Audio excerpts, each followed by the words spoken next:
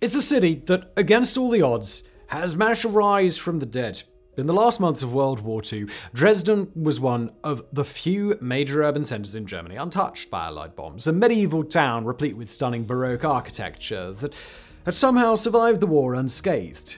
But in the early hours of February the 14th, 1945, all of that was going to change. That night, a fleet of RAF bombers swept over the city, trailing biblical devastation in their wake. Incendiary bombs landed on old timber buildings, whipping up a firestorm that would annihilate the city. 25,000 people are thought to have died. Yet, we're not here to tell you the tale of Dresden's destruction, but rather its resurrection. The long, torturous process that led to this utterly ruined city becoming, once again, the Florence on the Elbe. A process that took place first under Soviet occupation, then under a communist regime, and finally under the modern, reunified German state. An engineering miracle that took the burned and broken remnants of a shattered city and turned them into a reborn masterpiece.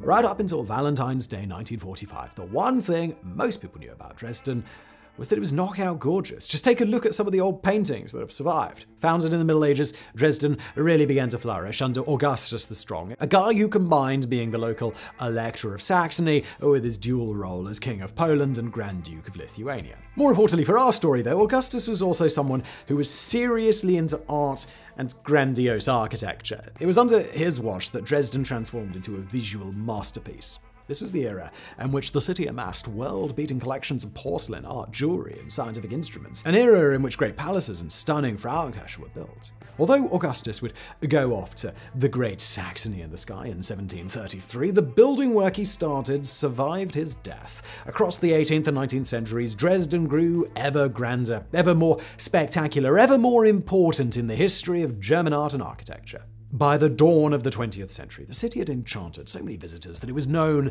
as Florence on the Elbe, after the legendary Italian city. And while the comparison might have been pushing things just a little, there's no doubt that Dresden in this era really was something special. A place that could make even a legendary beauty like Prague look like an ugly stepsister in comparison. Yet while Prague would survive the coming war more or less intact, Dresden more or less wouldn't. As night fell on the 13th of February 1945, 800 RAF bombers roared to life in a dark airfield in England. Taking off, they streaked through the skies over the shattered continent, the rumble of their engines like the tolling of some great bell, signaling the end of Augustus's hometown. Now, this isn't a War of Graphics video, so we'll refrain from going too deep on the gory details of what happened next.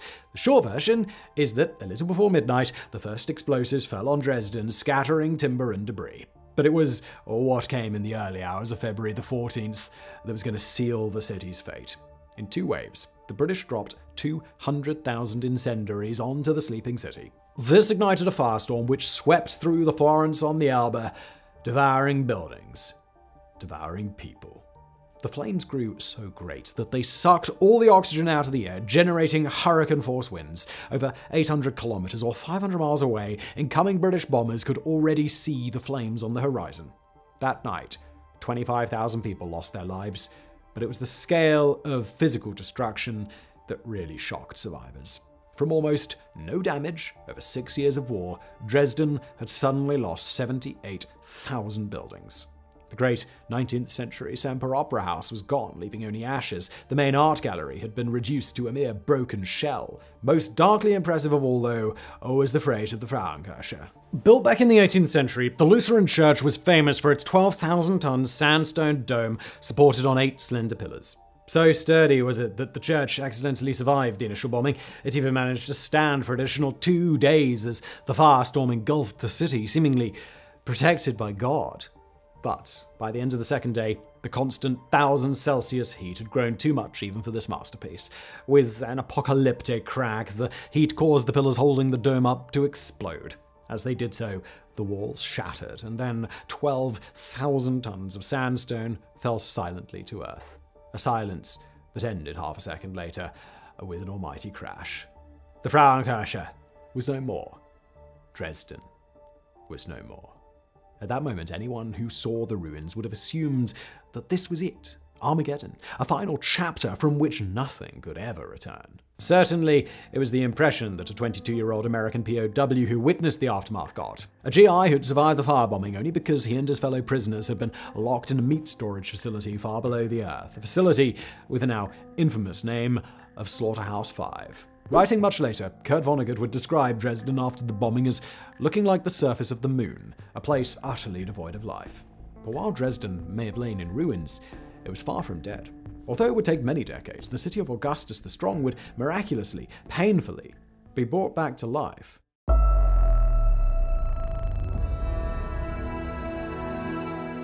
The slow process of rebuilding Dresden began almost immediately after the flames died away and the broken rubble grew cool enough to touch. Work crews were sent in to remove the wreckage, to carve out paths through which humanity could move again. After the collapse of the Nazi regime mere months later, these crews would be replaced by volunteers. In ruined Dresden, that meant almost 500 men and 600 women working to dispose of the ruins.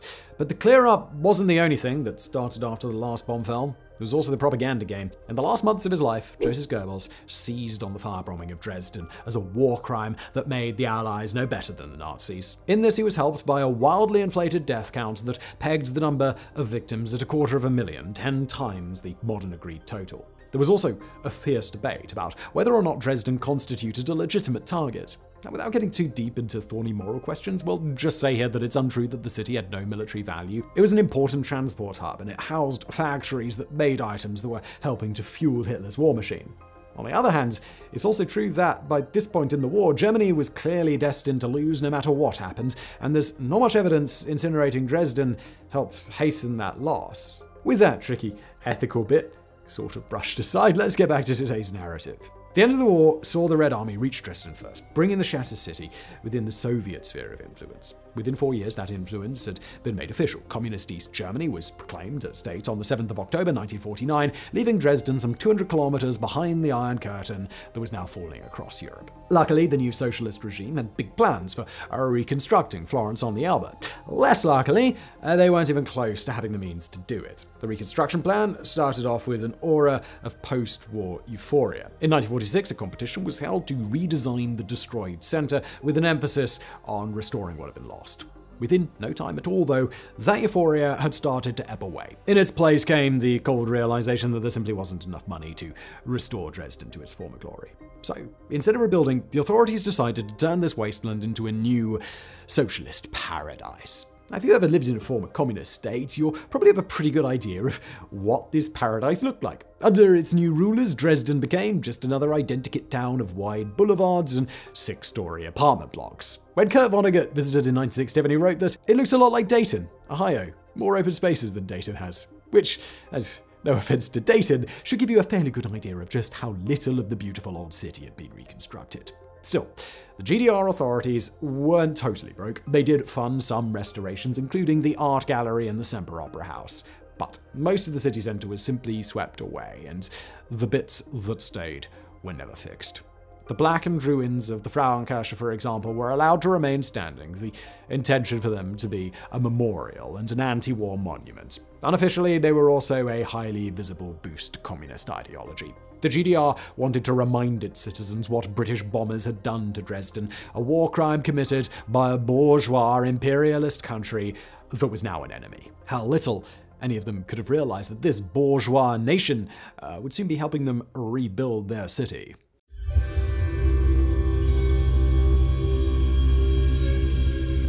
Although the destruction of Dresden became infamous, it wasn't the only city to have been obliterated by firebombs in World War II. Tokyo would be burned to a crisp in a raid that claimed over 100,000 lives. Hamburg, too, would become just so much smoke. But it was a city on the other side of the war's dividing line that would, strangely, feel the closest connection to the Florence on the Elbe. Over 4 years before death came to Dresden, German bombers had appeared over the British city of Coventry. On November 14, 1940, they had unleashed a combination of high explosives and incendiary bombs onto the medieval town centre. While the fire that raged had killed far fewer people, somewhere in the region of 570, it had been equally destructive. Most of Coventry's framed old town had been reduced to ashes, just like Dresden's Frauenkirche, the city's cathedral, had been left a scorched ruin. Remarkably, though, This destruction hadn't instilled in the cathedral's leadership a desire for revenge, but for reconciliation.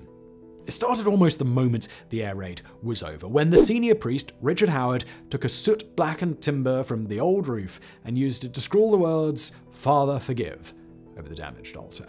It continued too, in the immediate aftermath of the war, when the nails from the burned timbers were fashioned into crosses and sent to churches in war-damaged German cities like Berlin.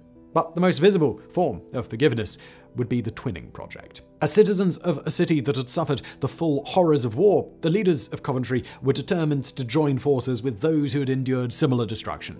Their town was symbolically twinned with places like Stalingrad, today Volgograd, and Kiel. Yet the most impactful of all would be the twinning with Dresden.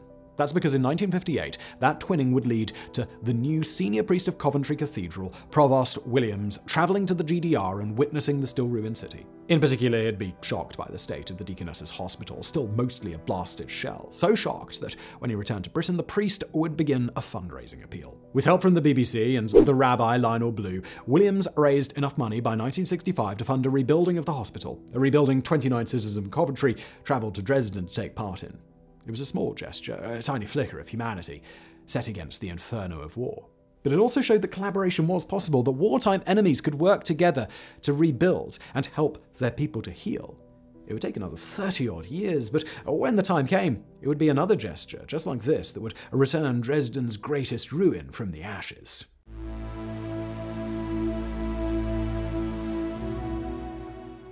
The fall of the Berlin Wall in November 1989 was one of those events felt around the world, a moment that defined an era. So it should come as no surprise that its impact in Dresden, just 165 kilometers away, was astronomical. As communism collapsed and the two Germanys moved forward towards reunification, local Dresdeners took advantage of newfound freedoms to campaign for their city's resurrection. Not in the economic sense, these citizen groups wanted to mark this new era by finishing what the communists had half-heartedly started, by turning Dresden from Dayton-on-the-Elbe back to its old pre-war self. In 1990, the appeal from Dresden was issued, asking for donations from the world to rebuild the Frauenkirche.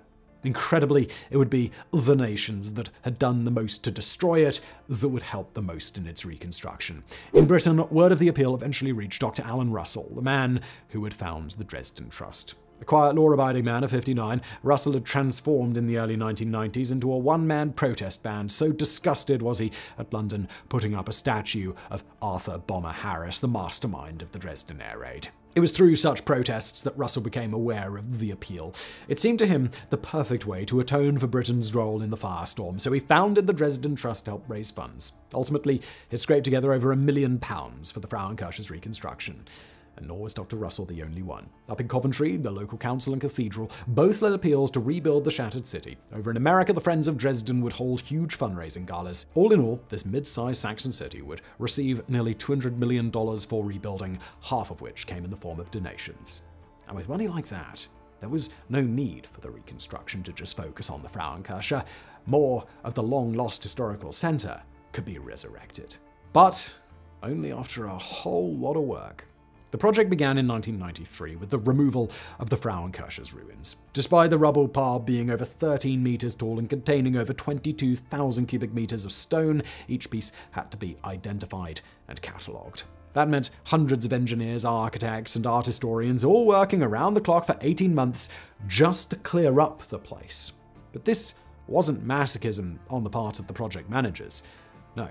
The plan was to use as much of the original church as possible to try and place as many of these burned and blackened stones back where they'd been before the bombs fell. This was a quixotic quest, not so much tilting at windmills as trying to reinvent the concept of windmills from the ground up. There was no way anyone could have ever fit this gigantic collapsed 3D puzzle back together again.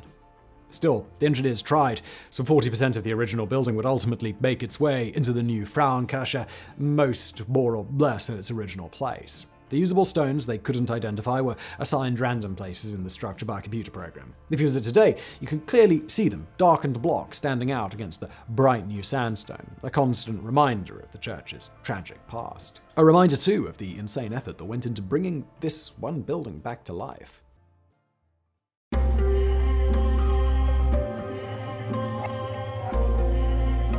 In the end, it would take until 2005 for the church to be rebuilt. That's 12 years. 12 long years in which the face of Dresden's center slowly transformed, shedding some of its socialist mask and becoming, again, Florence on the Elbe.